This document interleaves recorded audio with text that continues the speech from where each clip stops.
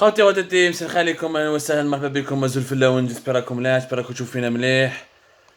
J'espère que vous vous portez bien et que vous avez bien entamé cette rentrée sociale de cette année 2022, même si certains d'entre vous n'ont pas encore pu reprendre ou là qu'on toujours en vacances. On ne sait pas si vous avez pris des congés ou pas. Cette année 2022, cet été 2022 était particulièrement incertain et très compliqué. Mais allez, nous allons parler aujourd'hui d'un personnage, enfin de deux personnages, qui sont tous les deux dans une situation très compliquée aujourd'hui. Ces deux personnages sont le général-major Abdelghani Rajdi, l'ex-homme fort des services secrets algériens durant ces 2 dernières années, et M. Toufer Hakkar, l'actuel homme fort de la compagnie nationale des hydrocarbures, Sonatrach, et qui dirige Sonatrach depuis février 2020. M. Toufer Hakkar, en ce moment, est orphelin. Et alors, ultime, parce qu'il a perdu son parrain, l'un de ses protecteurs, et l'un de ses alliés les plus importants au sein du régime algérien, le général-major Abdelghani Rajdi. Eh bien, nous avons découvert effectivement, nous avons pu confirmer les soupçons que nous avions depuis plusieurs mois. Nous avons pu découvrir au cours de nos investigations que le général-major Abdelghani Rachdi, l'homme qui a dirigé donc la DGSI, la Direction Générale de la Sécurité Intérieure, de avril 2019, de avril 2020 jusqu'à juillet 2022. Ensuite, il a été transféré vers la DDSE, qui est le renseignement extérieur. La DGSI, c'est le renseignement intérieur. La DDSE, c'est le renseignement extérieur. Nous l'avons dit mille fois, à mille reprises, fait Algérie Part. Le renseignement extérieur de DSE, général-major Abdelghani Rajdi, qui a été promu général-major 5 juillet à la veille du 5 juillet 2022. Il a dirigé la DSE du 16 juillet 2022 jusqu'à 3 septembre 2022, où il a été définitivement écarté et remplacé par le général-major Mehmet Jbar. Abdelghani Rajdi, il a un parcours atypique. Abdelghani Rajdi fait partie de ces dirigeants qui n'ont. On va pas parler de ses défauts, de ses qualités. Il a des qualités intéressantes. Il a réussi à gérer certains dossiers. Nous l'avons dit chez Algérie Page. Il a réussi à gérer le dossier de l'extradition d'Abdelmoumene Khaddour depuis les Émirats. Le dossier palestinien, la venue du Hamas, le leader du Hamas à Alger. Il a géré quelques dossiers, le rapprochement de l'Algérie avec l'Éthiopie, le rapprochement de l'Algérie avec certains pays arabes comme le Qatar. Il a joué un rôle important et dans certains dossiers. Il a échoué dans beaucoup d'autres dossiers. Malheureusement, son bilan, l'histoire retiendra qu'il a lui aussi cédé aux tentations du pouvoir, et ces tentations, notamment l'enrichissement illicite et le trafic d'influence. Abdelghani Rajdi a un parcours inédit et atypique, parce que quand ما كانش الحراك وما صاوش les bouleversements اللي صراو en Algérie en 2019, Rajdi jamais il aurait pu diriger les services. Abdelghani Rajdi ما عندوش علاقه مع les services de renseignement. Abdelghani Rajdi, c'est un formateur, il était à l'académie de Cherchel. من بعد il a été détaché en tant qu'attaché militaire في les Émirats Arabes Unis. Son parcours n'a absolument rien à voir avec l'intelligence, avec les services de l'intelligence, avec les services de renseignement, avec l'espionnage, le monde de l'espionnage, le monde du renseignement, ou là les expertises, l'expertise au niveau de la sécurité extérieure, de la sécurité intérieure, ou de l'expertise sécuritaire tout court. Il est bon dans le domaine de l'enseignement militaire, dans le domaine de la formation, dans certaines disciplines de la sécurité militaire, mais pas plus. الحراك واش صرا la chute de Wassini Bouazza, le général Wassini Bouazza, qui a fait l'objet contre lequel ont pactisé Saïd Chengreha et Abdelmajid Tebboune. Sa chute a laissé un vide. Pour combler ce vide, l'homme qui était le plus proche qui avait suscité le consensus de Rajdi et de Tebboune, et l'homme qui était nouveau, qui était vierge et qui n'avait pas de relation particulièrement intense avec le clan de Gaïd Salah, contre lequel luttait Saïd Chengreha et Abdelmajid Tebboune, c'était le seul homme vierge. Marahom l'équipe de Toufer, marahom l'équipe de Gaïd Salah, marahom l'équipe de Wassini Bouazza, quelqu'un de vierge, ils l'ont mis. Sauf que Nadja d'Altegonon, comme on dit dans le Jazaïria, Nadja la brebis a fait pousser des cornes. Et où la Sid, عنده يتقعر ولا يتفرعن ولا عنده des ambitions personnelles. Comme la DGSI, il est devenu l'un des hommes de confiance de Abdelmajid Tebboune. Il a su comment gagner la confiance d'Abdelmajid Tebboune parce qu'il a aidé, il a contribué au démantèlement de tout le clan de Wassini Bouazza au sein de la DGSI. Il a fait le nettoyage. Au début, il s'entendait bien avec Saïd Chengreha, mais Saïd Chengreha dar alayh parce qu'il ne l'appréciait plus, il voulait le remplacer. Mais Tebboune a toujours défendu Rajdi parce que il était une oreille attentive pour lui, il aimait, il témoignait pour Tebboune un grand respect, il savait faire passer la pommade, وتبون يعجبوا يحالك واحد يقولوا انت اجمل رئيس جمهوريه انت اكبر رئيس جمهوريه انت اجمل رجل في العالم انت voilà quand tu lui dis tu es le plus beau le meilleur le plus intelligent ça lui plaît. Il a su donc comment gagner la confiance de Tebboune et son appui. C'est comme ça qu'il est resté à la tête de la DGSI pendant 2 ans, de avril 2020 jusqu'à juillet 2022, plus que 2 ans. Pendant ces 2 années, malheureusement, Rachdi a tissé des relations et des connexions malsaines avec le PDG Toufik Hakar. Le PDG de Sonatrach. Le PDG de Sonatrach, ou là, il y a des Rachdi. Ou là, les réunions, les conciliabules, les réunions restreintes, les regroupements avec ses collaborateurs. Moi, je suis protégé, n'écoutez pas les révélations d'Algérie, n'ayez pas peur, on ne risque pas de poursuite judiciaire, il n'y aura pas d'enquête contre nous, parce que le patron de la DGSI, Abdelghani Rachdi, c'est un de mes protecteurs, c'est mon allié, il me suit. Il y a eu une relation de proximité qui a dès la fin de l'année 2020, elle est devenue intense et toute l'année 2021 s'est installée dans la durée où les 2 ans de véritables alliés. Où il contactait régulièrement Abdelghani Rachdi pour l'associer à la prise de décision dans certains dossiers de son attraque. Il le consultait, il lui demandait du soutien, il le prévenait avant même de prendre des décisions importantes, il le prévenait. Où Abdelghani Rachdi, même, il a utilisé la confiance d'Abdelmajid Tebboune pour devenir l'intermédiaire bin PDG de la Sonatrach Toufik Hakar au bin le président de la République Abdelmajid Tebboune. Au début, le protecteur et le parrain de Toufik Hakar, c'était Abdelaziz Jarrad. Le premier ministre Abdelaziz Jarrad. من نهار كي راح définitivement Abdelaziz Jarrad au début de juin 2021, le seul tremplin, le seul bouclier de Toufik Hakar, c'est devenu général-major Abdelghani Rachdi.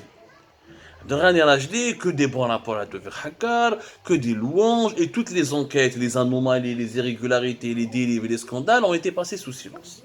La preuve, Fiourt Abdelghani Rachdi, le dossier du phosphate à Tbessa, durant toute l'année 2021, il s'est passé des choses graves. Ils ont ramené une société qui liait des intérêts israéliens. Ils ont ramené une petite société chinoise qui n'a absolument aucune crédibilité, ni aucun poids financier ou économique pour réaliser ce méga investissement de 7 milliards de dollars. Même Badika, il y a eu plusieurs intermédiaires et d'Khloufiha. Même Badika, Djabou, le scandale, le méga scandale, le phosphate de Tbessa, il y a eu des retards, ils ont exclu un géant chinois, CITIC, le groupe CITIC, le plus grand conglomérat de sociétés étatiques chinoises. Il a été exclu dans des conditions scandaleuses. On a dit qu'Abdelghani Rachdi, à chaque fois que Toufik Hakar fait une proposition, Abdelghani Rachdi, il fait un rapport au niveau de la DGSI pour l'appuyer et pour la colorer, pour la mettre en exergue et pour lui donner raison, il invente des éléments pour dire ce que le PDG Sonatrach est en train de faire, c'est bien, ce que le PDG Sonatrach est en train de proposer, c'est bien pour la sécurité nationale. Or, c'est tout à fait le contraire. Le méga projet d'un scandale d'un phosphate de Tbessa, il n'a pas été réalisé, il a été confié à des sociétés chinoises controversées et qui n'ont pas la puissance financière et économique pour permettre à l'Algérie de lancer l'exploitation du phosphate. Jusqu'à maintenant, rien n'a été fait. Les attributions dans plusieurs marchés à des sociétés chinoises controversées qui mènent à Sinopec, qui n'ont pas de grand savoir-faire dans le domaine des hydrocarbures en Algérie, qui n'ont pas un passif prestigieux et qui n'ont pas fait de grandes réalisations, malgré cela, des projets dans des conditions scandaleuses, en profitant de certains privilèges de la nouvelle loi sur les hydrocarbures, alors que normalement, ils ont développé des activités sous le régime de l'ancienne loi sur les hydrocarbures. Ils n'ont pas fait de nouvelles découvertes, ou là, ils n'ont pas exploité de nouvelles réserves de gaz et de pétrole pour justifier l'attribution des avantages du régime fiscal de la nouvelle loi sur les hydrocarbures qui a été adoptée depuis novembre 2019.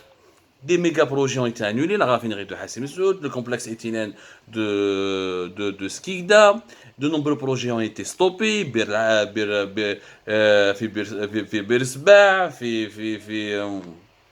في تواد gaz, fait Adrar, les incendies, la mauvaise gestion des infrastructures de la compagnie, les nominations qui obéissent aux critères du népotisme et du favoritisme.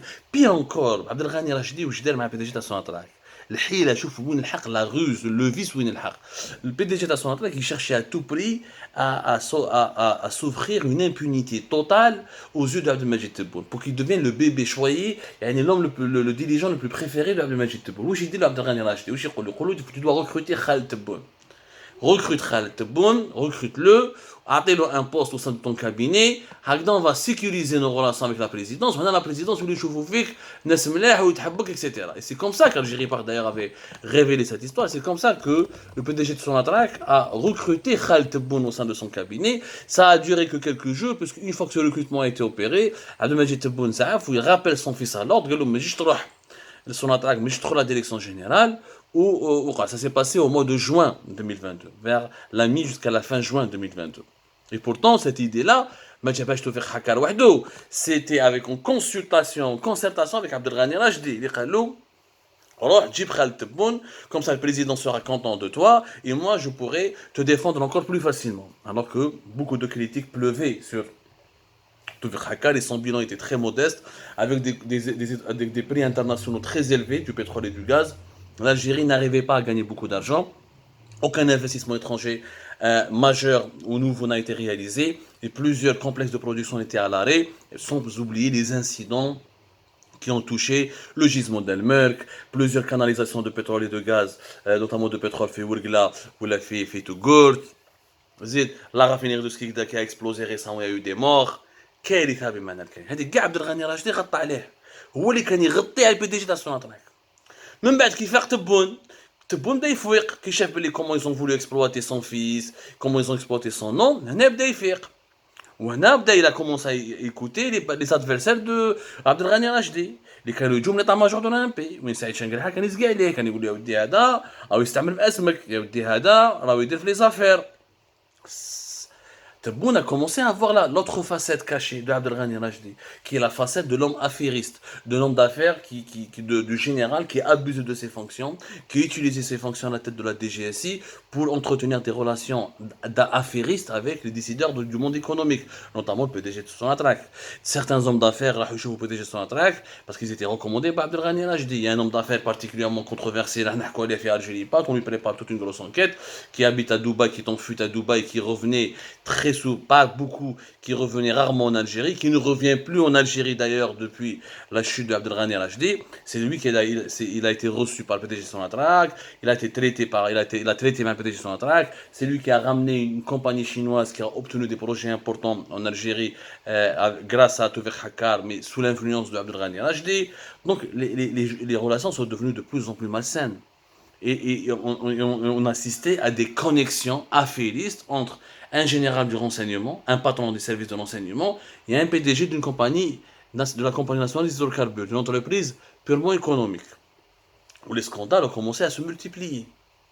Jusqu'au jour où Abdelghani Rachdi devient malade, il a été hospitalisé beaucoup de cet été en France.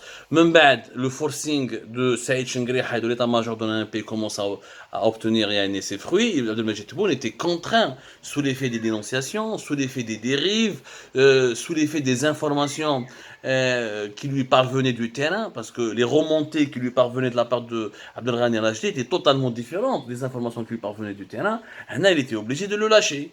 En juillet, 16 juillet, 19 juillet, la DDSE, Tebboune et Abdelghani Rachdi espéraient être maintenus dans son poste et trouver une porte de sortie et rester dans son poste à la tête de la DDSE. Markdash parce que beaucoup de pression a été exercée sur Tebboune pour qu'il le dégage, pour qu'il nomme un général plus propre, ou un général plus professionnel, ou un officier beaucoup plus soucieux, de l'intérêt général et beaucoup moins versé dans les affaires que Abdelghani Rachdi. Et la relation compliquée, incestueuse, entre guillemets, la relation dangereuse et immorale bin Abdelghani Rachdi ou le PDG de la Sonatrach était l'un des facteurs qui a propulsé la chute de cet ex-patron de la DGSI et de la DDSE. Abdelghani Rachdi يخلصها غالية il risque même des poursuites judiciaires, il risque d'être inculpé, il risque d'être poursuivi, il risque d'être inquiété, notamment à cause de ses agissements, parce qu'il a trop protégé les relations, il a trop protégé PDG de Sonatrach et ses relations. Il est trop intervenu dans certains dossiers du secteur des hydrocarbures, alors qu'il n'est ni habilité à les comprendre, ni habilité à les juger ou à les évaluer. C'est un parfait méconnaisseur des enjeux économiques et financiers, Abdelghani Al-Rachdi. وكان يدخل روحه وكان يبروتيجي في توفيق حكار. اليوم حتى ça risque de lui exploser à la gueule. Ce scandale risque de lui exploser à la gueule. Et pourtant, et d'ailleurs vous avez remarqué que Toufiq Hakkar, depuis le départ d'Abdelghani Al-Rachdi, il se fait tout petit, tout discret. Parce que Mohamed Jabbar, il ne va pas se comporter avec lui comme Abdelghani Al-Rachdi, ou le Khal Mejdoub, qui est à la tête de la DGSI, ne va pas se comporter avec lui comme Abdelghani Al-Rachdi. Les nouveaux décideurs, ils font beaucoup plus attention, c'est des gens expérimentés, ils ont travaillé à l'époque du général Toufiq, ils ont travaillé durant le règne de Abdelaziz Bouteflika, ils étaient eux-mêmes contre le mélange dangereux, les relations malsaines, le mariage contre nature entre argent et pouvoir politique. Donc ils ne vont pas reproduire les mêmes schémas qui avaient été mis en place par Abdelghani Al-Rachdi avec la direction générale de Sonatrach. Il est dans des sales draps, M. Toufiq Hakkar. Mais est-ce que la chute du général Abdelghani Al-Rachdi va enfin permettre que les services de l'enseignement ouvrent des enquêtes sérieuses, approfondies et rigoureuses sur la direction générale de Sonatrach? C'est ça la question. Ou là, est-ce qu'un autre haut responsable au niveau de la présidence va intervenir pour continuer de protéger Toufiq Hakkar? On saura les réponses à toutes ces questions dans les semaines à venir. D'ici là, je vous tiens au courant. Prenez soin de vous et à tout à l'heure pour d'autres émissions, d'autres éclairages.